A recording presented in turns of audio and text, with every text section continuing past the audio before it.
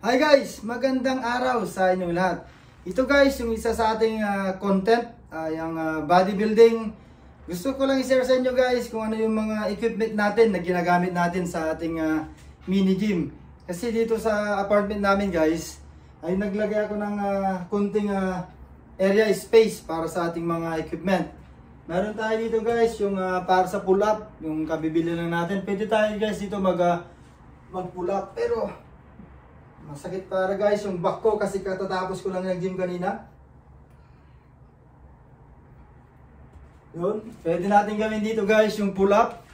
At saka may bench din ako na binili dito guys para sa ating magagamit natin sa ating chest bench press. Meron tayo guys dito mga dumbbells. Ito guys yung mga dumbbells natin, pwedeng pang bicep, tricep. Itong dumbbell natin guys, ginawa ko lang sa trabaho ito. Ito ay 1-inch diameter tube. At saka nag-cut din ako ng half-inch plate sa laser cut. So, at least, na libre na tayo dito.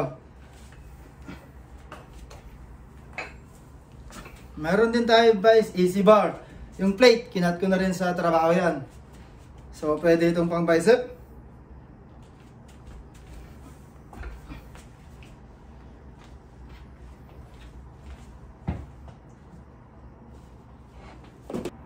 At mayroon din tayo guys dito na resistance band. Maganda ito guys sa shoulder. Pwede pang front raise. Front raise. At saka pwede rin pang side lateral.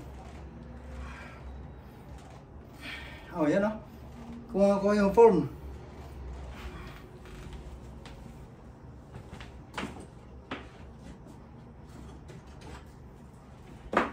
At mayroon din tayo guys dito na para sa tricep natin, rope extension. Sabit nyo lang ito guys sa pintuan ninyo. May lock ito, parang poles, may lock yan. And then pwede na.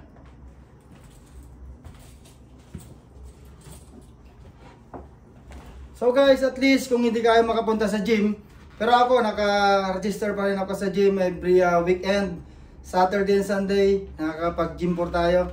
And then sa weekdays naman, kung may time tayo dito, pagkatapos ng trabaho, pag uwi natin, ay pwede pa rin tayo mag-exercise. Kasi mas magandang panatilihin natin guys, ang magandang pangangatawan, health is wealth. Sabi nga so kaya, mas maganda pa rin guys kung lagi tayo nag-exercise. Ito guys, ay isa sa mga hobby natin, na lagi natin ginagawa. At shoutout pala kay Master Jubits, siya ang aking instructor nung nasa Pinas pa ako, nung nagbabodybuilding pa ako doon. Siguro kung hindi niya ako naturuan noon, hindi nagtuloy-tuloy ang magandang pangangatawan na kagaya ng meron ako ngayon.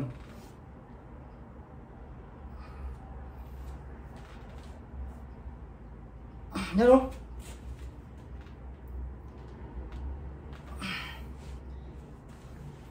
So guys, sa mga kababayan natin dyan, lalong-lalo na sa mga nasa abroad, hindi lang po pagtatrabaho ang ating kailangan gawin.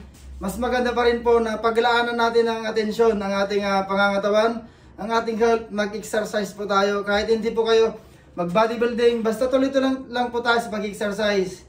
Kahit na mag-jogging-jogging kayo dyan, hindi naman araw-araw, pwede naman araw-araw, pero kailangan talaga is 30 minutes sana, everyday, para at least maging maganda ang ating kalusugan.